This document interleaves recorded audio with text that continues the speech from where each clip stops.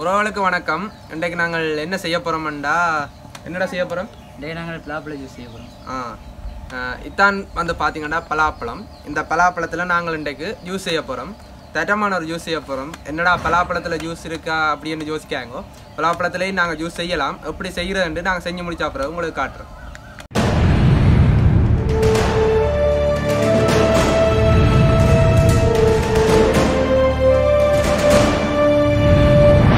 பார்த்தீங்கன்னா நாங்கள் பலாப்பழத்தை துண்டா வெட்டி எடுத்துட்டோம். அந்த மேல் தண்டெல்லாம் வெட்டி எடுத்து வச்சுக்கிறோம்.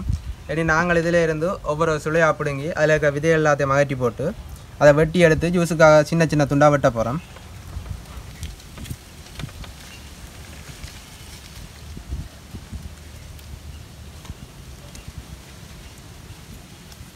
இந்த பலாப்பழத்தில் பார்த்தீங்கன்னா நிறைய விதமான ஊட்டச்சத்துக்கள் இருக்குது.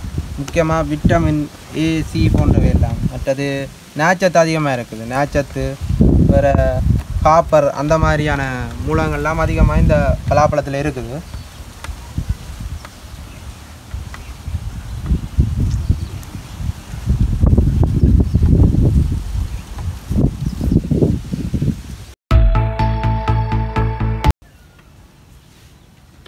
இந்த பலாப்பழத்தில் வந்து நார்ச்சத்து அதிகமாக இருக்கிறதால வந்து பார்த்திங்கன்னா எங்களுக்கு இந்த மலச்சிக்கல் நோய் இருக்கிற ஆட்களுக்கு வந்து இது மிகவும் முக்கியமான ஒரு பழம்.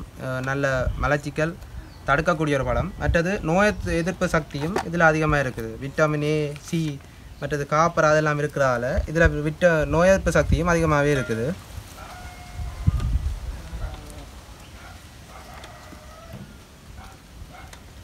ஓகே, இப்போ எல்லாம் ரெடி ஆகிட்டது. பலாப்பழம் நாங்கள் வெட்டி எடுத்து வச்சுருக்கிறோம். இதுக்கு தேவையான மற்ற பொருட்கள் எல்லாம் என்னென்னு பார்ப்போம். பசும்பால் நாங்கள் கொஞ்சம் எடுத்து வச்சுக்கிறோம், தேவையான அளவு எடுத்து வச்சுக்கிறோம். அதுக்கு அடுத்தது வந்து தேன் எடுத்து வச்சுக்கிறோம், தேன் கொஞ்சம் எடுத்து வச்சுக்கிறோம், தேவையான அளவு விடலாம் நாங்கள். மற்றது சீனி கட்டாயம் தேவை. ஏலக்காய் கொஞ்சம் வறுத்து வச்சுருக்கிறோம். மற்றது ஐஸ் கட்டியல் கொஞ்சம் எடுத்து வச்சுக்கிறோம். நாங்கள் எல்லாத்தையும் ஒன்றா சேர்த்து ஜூஸ் அடிக்க போகிறோம். முதல்ல வந்து நாங்கள் கொஞ்சம் பால் விடலாம். இதுக்குள்ள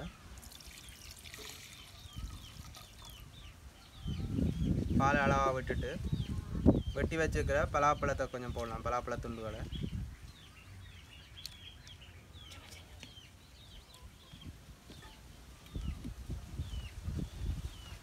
முதல்ல பால் கொஞ்சம் விட்டு அதுக்குள்ளே ஒரு கொஞ்சம் பலாப்பழ துண்டுகளை விட்டு நல்லா அடி பண்ணாங்க.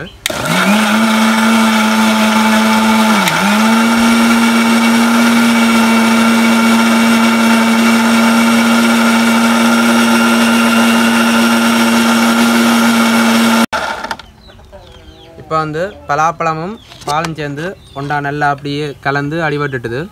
இனி இதுக்குள்ளே வந்து நாங்கள் தண்ணி விடலாம், தேவையான அளவு தண்ணி விடலாம்.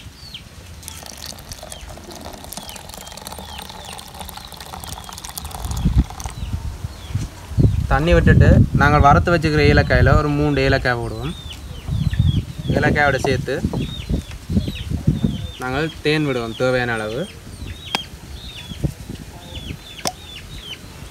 தேன் வந்து நாங்கள் தேவையான அளவு விடுவோம்.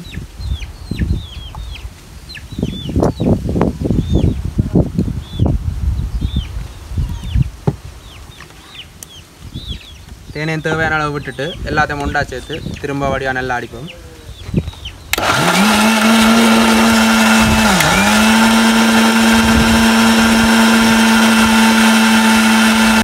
இப்போ இந்த பலாப்பழம் தேங்காய் பாலெல்லாம் ஒன்றா சேர்ந்து ஒரு நல்ல மஞ்சள் கலரில் வந்துருக்குது. இனி நாங்கள் சீனி போடலாம். அதுக்கு தேவையான அளவு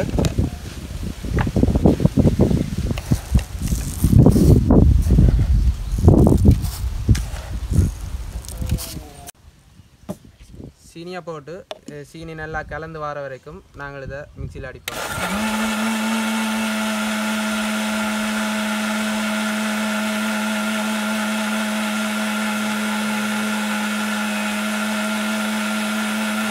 வந்து சுவையான பலாப்பழ ஜூஸ் ரெடி ஆகிட்டுது.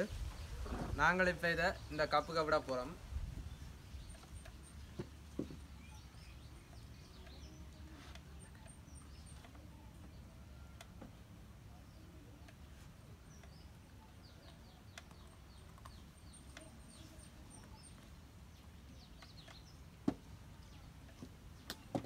இதுக்குள்ள கொஞ்சம் ஐஸ் கட்டியை போடுவோம்.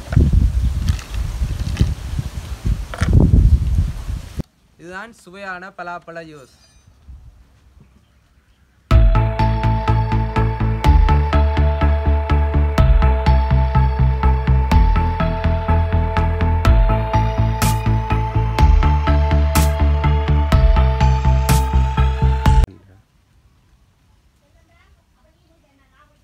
ரொம்பவே சுவையாக இருக்குது. நீங்களும் வீட்டு இருக்கா அதை செய்து பாருங்க. குடிச்சு எப்படி இருக்குன்னு சொல்லுங்க.